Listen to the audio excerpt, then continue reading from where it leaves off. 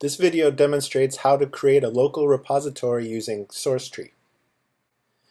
You should already be familiar with these Git locations. We will use Sourcetree to create a local repository which automatically includes the working tree and staging area. For a new local repository, the working tree and staging area start out empty and no commits are in the local repository.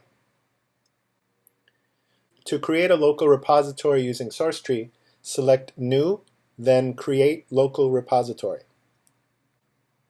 You will then be asked to specify the destination path and name of the local repository. The destination path specifies the project directory.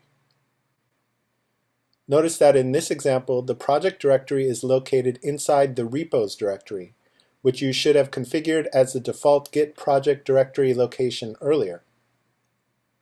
The name of the repository usually matches the project directory name, so as you type the name in the destination path, the name field will automatically be completed to match.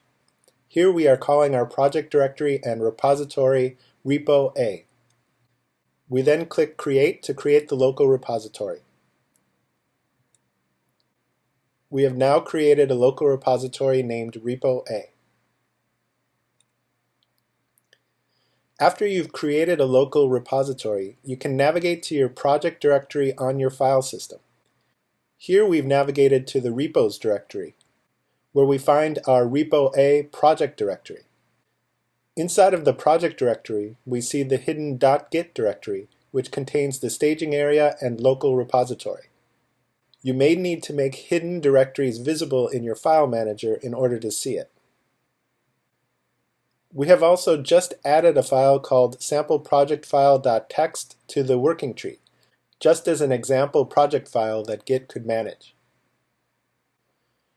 It's time for you to create your own local repository using Sourcetree. Separate instructions are provided for you to follow.